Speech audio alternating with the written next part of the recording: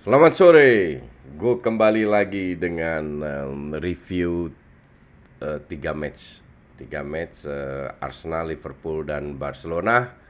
Sedikit ayam sayur, em, apa namanya, orang kan tergila-gila, netizen terutama menilai pemain itu berdasarkan ras karena sesama Asia, jadi dianggap hebat, oke? Yaitu Son Heung-min, ya. Gue udah berkali-kali bilang bahwa Spurs akan kesulitan kalau lawannya bermain dengan senjata mereka sendiri, yaitu parkir bis.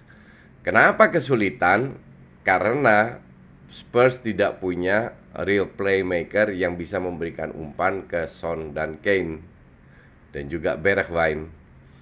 Sehingga yang mereka inginkan yaitu space untuk counter itu tidak begitu banyak didapatkan. Dapat mungkin sekali-sekali, tapi nggak seperti pada saat mereka ketemu City, ketemu United, ketemu Arsenal. Mereka nggak mendapatkan space itu. Dan tim-tim kecil ini kan mengandalkan, ya lihat Fulham, Liverpool lah, efektivitas tinggi, satu peluang satu gol atau dua tiga peluang satu gol. Apa namanya, jadi kalau kalau mereka kemarin seri kehilangan poin, gue nggak heran, dan itu akan sering mereka lakukan. Tapi mereka beruntung ketemu Liverpool, kalau kalau nggak salah weekend ini. Kalau seandainya mereka, atau midweek, gue lupa, tapi mereka akan ketemu Liverpool dalam satu dua match ini.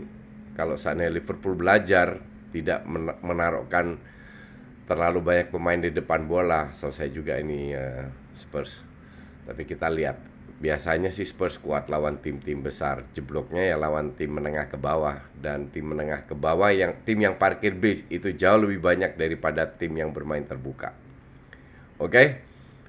Ehm, ke Liverpool. Liverpool di babak pertama ya kewalahan, nggak diobok-obok sih, tapi sangat kewalahan ketemu Fulham. Fulham itu gue selalu bilang bermain itu nggak buruk. Dari match pertama waktu mereka kalah lawan Arsenal, mereka nggak buruk.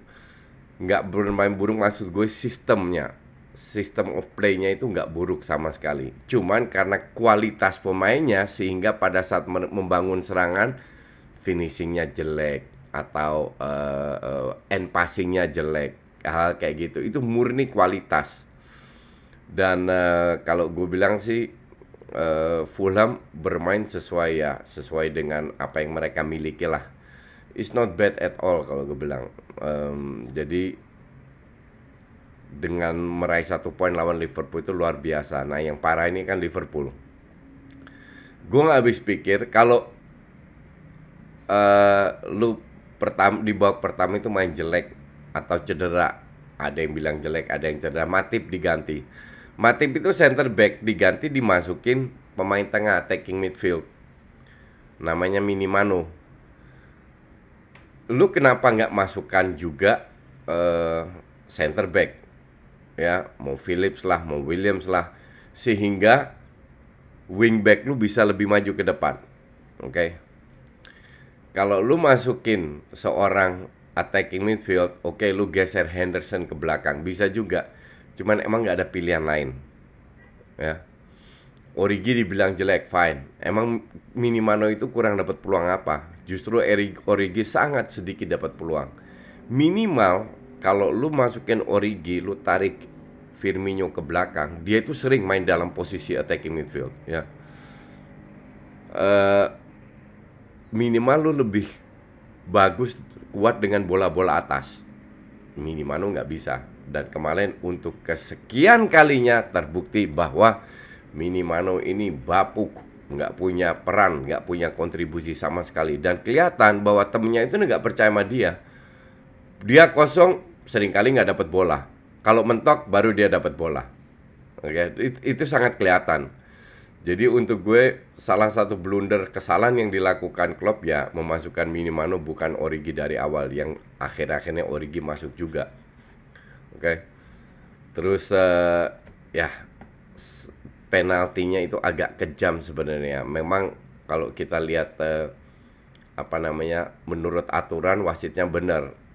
Tapi kalau lu lompat gitu sedikit sedikit keluar dari badan aja udah dikasih penalti, itu agak agak kejam sih. Cuman ya dari sisi peluang Liverpool layak dapat 1 poin lah. Hanya kembali lagi Liverpool kalau gue bilang belum bangkit seperti seperti Liverpool yang kita kenal. Tapi beruntung mereka perlahan pemainnya sudah mulai fit semua. Ya, at least Oxlade bisa dimainin lah.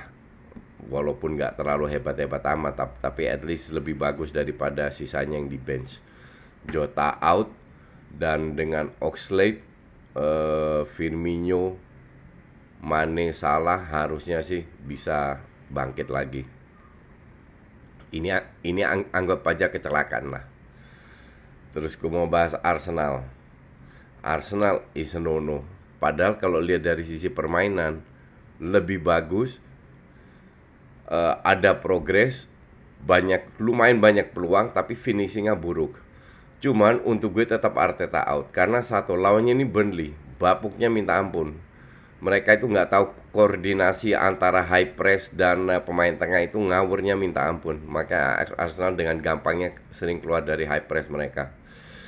Cuman finishingnya buruk, nggak beruntung. Hanya gua anggap ini tidak cukup untuk mempertahankan Arteta karena lawannya satu, terlalu lemah. Dan yang gue lihat, pemain udah nggak respect dia lagi, dan itu udah susah dibenahi. Kenapa gue lihat itu? Arsenal tuh udah dapat 6 kali red card. 2 kali dari yang gue ingat, gue lupa red cardnya apa kayak apa. Tapi ya 2 kali terakhir itu dengan tindakan tidak profesional dari pemainnya sendiri, PP dan kemarin Saka. Lu kalau punya pemain yang respect lu, pemain lu nggak akan melakukan itu. Tidak akan melakukan itu. Ke satu. Nah, kedua, bagaimana lu bisa mengembalikan respect itu? Kalau dibilang salah Auba, nggak juga. Oke, Auba sudah berusaha, suwe aja. Emang lagi suwe-suwenya. Tapi gue tidak setuju kalau dibilang karena bahkan dengan 10 orang harusnya lu bisa menang kalau efektivitas lu lebih tinggi. Cuman gue tidak percaya, gue melihat di samping pemain tidak terlalu motivated, bahwa yang penting pemain tidak percaya pemain dengan pelatihnya. Dan yang sangat kelihatan, pemain-pemain di Arsenal itu sebenarnya bukan pemain buruk, tapi bermainnya buruk di bawah Arteta. Itu yang jadi masalah. Dan itu sering terjadi. Itu kayak Munchennya Kovac lah waktu itu. Bayern Munchen di bawah Kovac jelek dengan pemain yang sama. Hansi Flick masuk meroket, juara Champions League, juara Liga, juara DFB Pokal. Itu bisa terjadi. That's why gue bilang Arteta itu harus out. Siapa yang didatangkan? Kalau perlu Favre yang lagi kosong, Pochettino masih ada. Bahkan gue tidak setuju sih, bahkan Allegri aja feeling gue lebih baik daripada Arteta. Separah itu ya. Dia ingin bermain keras, dia mendapatkan yang dia inginkan, geser-geser pemain. Tapi dia nggak, udah setahun loh. Ini kemarin kalau nggak salah itu setahun dia in charge. Dan performanya awal-awal naik, bagus, didukung semua fans Arsenal. Habis itu agak menurun-menurun dikit, ugly win banyak, tapi masih menang. Dan sekarang main jelek, create sedikit peluang, cetak sedikit gol, banyak kalah, udah selesai. Ya, udah cukup waktunya seperti itu. Kalau gue bilang sih udah selesai. Dan kalau perlu kalah aja terus, lawan Everton ntar kalah, lawan Southampton kalah, lawan Everton kalah aja terus sampai dia dipecat. I don't really care. Biar siapapun pelatihnya yang masuk, gue nggak yakin lebih jelek. Ya, biar naik lagi pelan-pelan, beresin.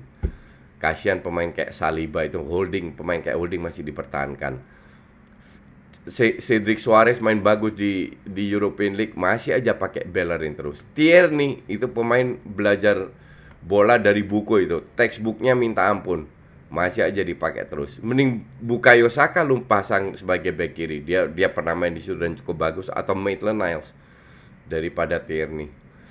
Tapi ya sudahlah, untuk gue sih Arteta selesai. Dan ya, kita ke Barca. Barca kembali kemarin akhirnya meraih 3 poin. kemarin bagus banget mainnya. 15 menit pertama itu ada 5 peluang kalau nggak salah. Banyak sekali peluang yang diciptakan. Banyak sekali. Walaupun mereka di babak pertama juga dapat 2 peluang bahaya ya. Tapi secara overall peluangnya mungkin 10% dibanding 10% untuk ke Barca. Tapi sueknya kipernya itu lagi bagus. Ya lu boleh nonton lah. Bukan gue dukung karena gue fans Barca, gue dukung Barca. Kipernya itu asli lebih bagus. Sangat bagus. Jadi semua bola itu akhirnya satu peluang dari Messi bisa jadi gol. Harusnya kalau Sané skor 4-5-0 itu nggak heran. Cuman dalam pertandingan ini masa-masa seperti itu harus dilewatin. Kalau inget Madrid waktu musim lalu juara setelah libur panjang, golnya itu juga di menit terakhir, penalti satu, selisih 1 gol terus. Nggak ada masalah. Yang penting percaya diri meningkat, menciptakan peluang dan cetak gol. Dan Barca sudah tracknya ini udah bener lah. Tinggal untuk meningkatkan yaitu kepercayaan dirinya lagi. Kalau siapa yang main jelek, Busquets itu nggak banget ya.